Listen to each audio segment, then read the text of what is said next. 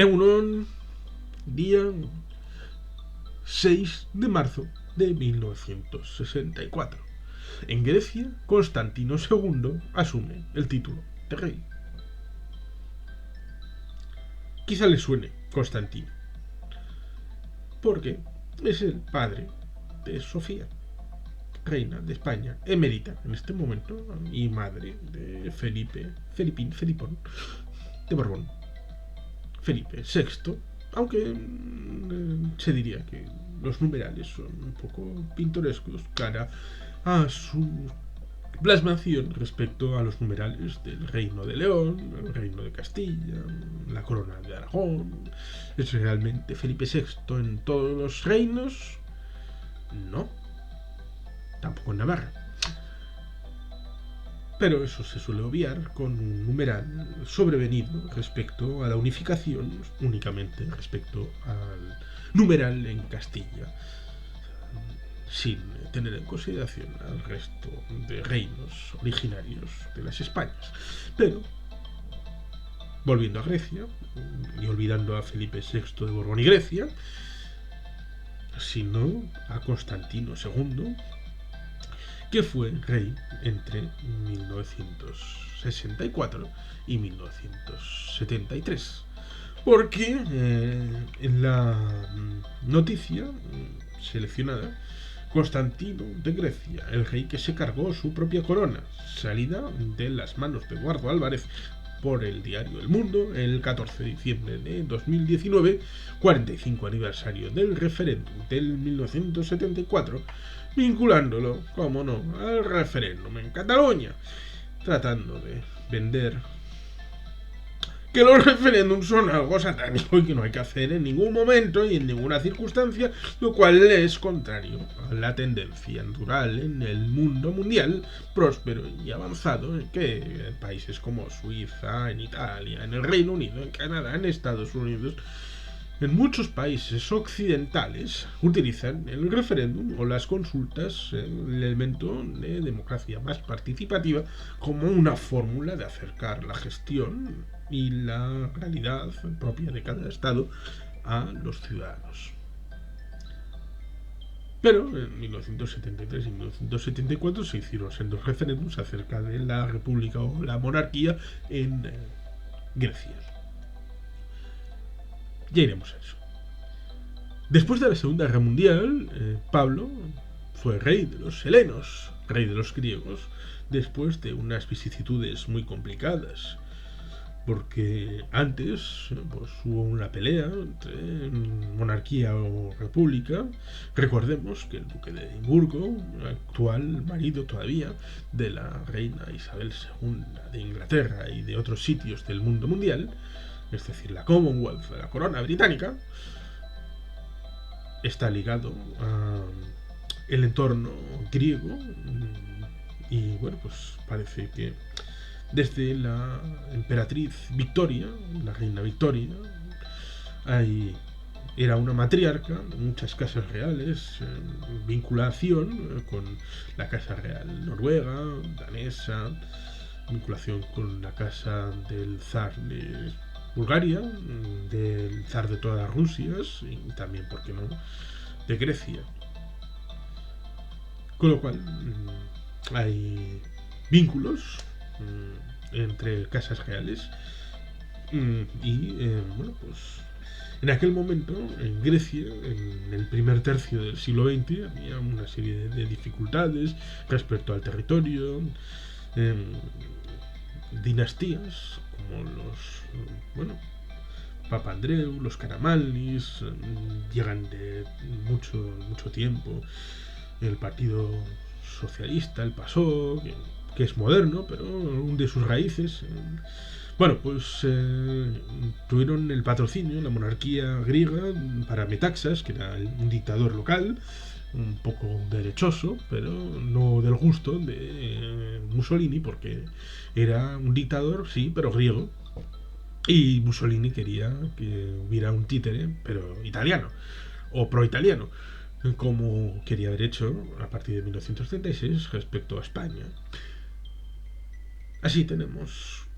esas vicisitudes en las que se mete en la Segunda Guerra Mundial, es ocupada, su territorio dividido, aparece una esvástica en la Acrópolis, en Atenas, y luego los comunistas tratan de tomar el poder porque la zarpa que va asumiendo el frente, los frentes ucraniano y bielorruso, se va acercando desde la zona de Ucrania y de la ribera del Mar Negro respecto a Rumanía, Bulgaria, pero claro, ahí entra en vigor el acuerdo aquel del porcentaje que firmaron Stalin y Churchill en Moscú en el año 44 respecto al reparto 50-50 en Yugoslavia, 70-30 favorable al Reino Unido en Grecia y al contrario respecto a Rumanía y Bulgaria. Lo cual luego hará que Churchill se acabe arrepintiendo, pero está firmado y Stalin cumplió, sobre todo en el año 1944-46, respecto al no respaldo de las opciones del Partido Comunista Griego en la guerra civil que se desató mientras los alemanes estaban desapareciendo de allí y desembarcaban los británicos como apoyo al legítimo gobierno griego, y todas esas circunstancias obligaron a la abdicación en 1946 y la entrada de Pablo como rey de los helenos, con un gobierno más o menos dificultoso, pero tenía tablas y experiencia, a pesar de ser joven, había sido fogueado por su padre y por las circunstancias que se vivieron en aquella época. Pero en 1964, cuando el señor rey Pablo fallece, Constantino entra en funciones siendo un poco naif, no teniendo un peso político, no teniendo tablas y no sabiendo bien en qué situarse, y con un gobierno débil, de capacidad de maniobra poca en el Parlamento griego, que acaba dimitiendo en el año siguiente, en el año 1965. Y en el 67 entran en funcionamiento el golpe de los coroneles, con lo cual hay un golpe de estado. Formalmente sigue siendo el rey, aunque tiene que irse al exilio. Claro, y después hubo problemas de comunicación, con lo cual parecía comunicativamente que, como pasó en antiguo, con Bélgica o Italia, en donde hubo referéndums para monarquía sí o no, en el año 46, sobre todo en Italia, se le recuerda, hubo una abdicación en favor de Víctor Manuel III, que fue el rey de mayo. Se lo recuerda así porque reinó solamente un mes. ¿Por qué? Porque históricamente se había tenido la idea de que había connivencia entre el fascismo italiano con el elemento monárquico. Dirán, pero si la monarquía es algo de Piamonte del siglo XIX, en tiempos de Garibaldi, que... Sí, tienen razón. La monarquía tiene muchas décadas precedentes como elemento de unificación italiano antes de la llegada de Mussolini al poder. Sí, pero en 1922, cuando se da la marcha sobre Roma, la aquiescencia de la monarquía italiana respecto a la asunción del poder de Mussolini como primer ministro y después el desarrollo posterior respecto a la asamblea que se inventan para sustituir al Parlamento italiano, un elemento cooptativo, no electivo, pues pareciera que tiene el respaldo, por lo menos no tiene el rechazo explícito de la monarquía, como pudo haber tenido otros elementos en otras épocas y en otros lugares. Con lo cual, esa contaminación del símbolo nacional de la monarquía hace que lo rechacen en el año 1946, a pesar de que pudiera haber tenido un desarrollo plenamente democrático como lo pudo tener antes de 1922. Pues en Grecia pasa algo parecido, en tanto en cuanto pareciera que las dictaduras que han ido sucediéndose, especialmente la dictadura de los coroneles, pareciera que está manchada por la monarquía, a pesar de que se tuvo que marchar el exilio, pero claro, hay que comunicar las cosas y hacer y no solamente decir, y además no tenía las tablas suficientes como su padre para poner en valor las diferentes vicisitudes de la monarquía respecto a la unidad de los griegos. Cuando se producen los referéndums del 73 y del 74, aun cuando se pone en cuestión la legalidad y la legitimidad de ese referéndum de 1974 en cuanto a la pulcritud, y claro, evidentemente también había que contar no solamente eso, sino también la escasa capacidad del Palacio de Tatoi,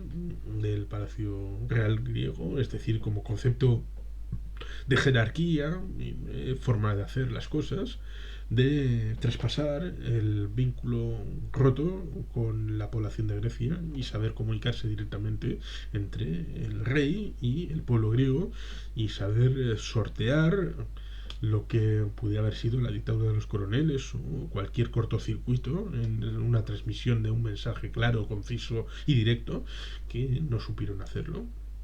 Y eso contribuye directamente a que Constantino acabe sufriendo dos derrotas en 1973 y 1974, institucionalizando de manera definitiva una república en Grecia. Lo cual hace llevarme a la reflexión de que posteriormente, cuando se viene la recesión después de haber mentido para poder entrar en el euro en 2002,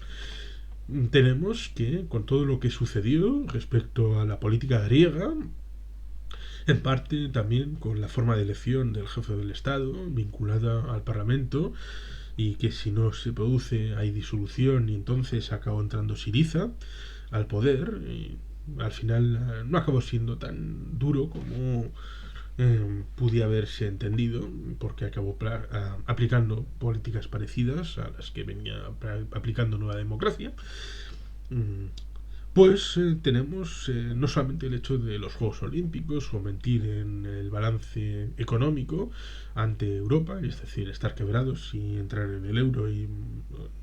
todo aquello, sino que en ningún momento de la crisis se les ocurrió como salida funcional para los griegos volver a tener una monarquía, a pesar de que hacía ya unos años que habían permitido que el monarca, que sigue vivo, nació en el año 1940, si no recuerdo mal, es decir, tenía 24 años cuando accede al trono, lo cual esa juventud